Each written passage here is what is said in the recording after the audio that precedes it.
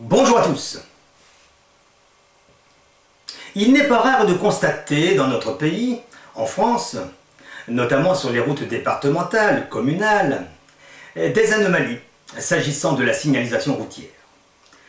Signaux mal adaptés, signaux incohérents, signalisation manquante, absence de marquage, non-respect des règles de sécurité routière. Bref, soyez curieux, regardez bien autour de vous, vous verrez, c'est parfois impressionnant.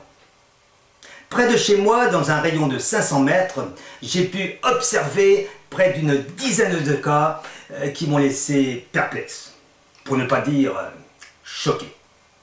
J'ai le plaisir aujourd'hui de vous faire découvrir le premier cas d'aberration en matière de signalisation routière. Voilà un cas intéressant qui est situé tout près de chez moi. On va étudier cette signalisation. Donc, nous avons trois éléments qui sont situés sur le même support de signalisation.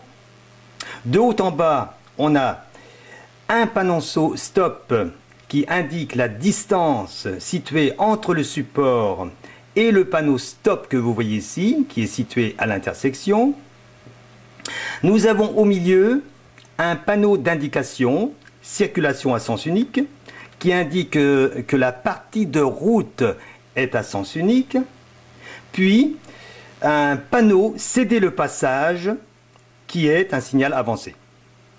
Alors, on peut tout de suite remarquer que ce panneau céder le passage, quoique triangulaire, est disposé pointe en haut, alors que, eh oui, il doit être disposé pointe en bas. Mais ce n'est pas tout. En fait, la distance entre ce support et le signal, le stop, est d'environ 40 mètres, et même un petit peu moins.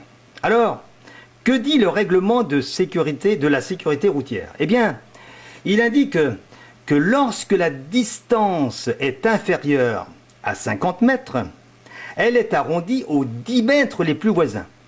Alors, on devrait avoir sur le panonceau, non pas stop 50 mètres, mais stop 40 mètres. Alors, il faut savoir que le support, il ne peut être placé à 50 mètres du stop, enfin de l'intersection, du fait que, en raison de la configuration des lieux, parce que ici, il y a une sortie de parking, donc qui empêche de placer ce support à 50 mètres de l'intersection. Mais ce n'est pas tout. Les textes réglementaires de la sécurité routière précisent que les panonceaux complétant l'information du panneau correspondant sont placés sous ce dernier. Autrement dit, ce panonceau stop 50 mètres, qui devrait être stop 40 mètres, doit être placé sous le signal céder le passage, d'accord ? Bien sûr, après que ce signal céder le passage aura subi une rotation de 180 degrés. Alors, cela ne s'applique pas aux panonceaux d'identification qui sont, eux, placés au-dessus. Alors, on entend par panonceau d'identification le type de panonceau, autoroute 137, nationale 19, etc. Bien, le règlement de la sécurité routière nous dit aussi que lorsque deux panneaux sont placés sur le même support, c'est-à-dire que là, on a les deux panneaux circulation à sens unique et le panneau céder le passage, donc deux panneaux. Donc lorsque deux panneaux sont placés sur le même support, le panneau qui comporte le panonceau est placé au-dessus. Autrement dit, le panneau céder le passage qui comporte le panonceau doit être placé au-dessus du signal circulation à sens unique.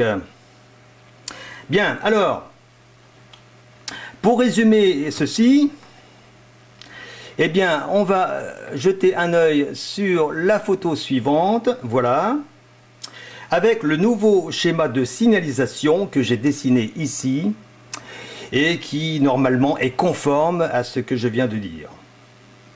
Voilà, donc, cette anormalité, eh bien, dure depuis, je dirais, maintes années.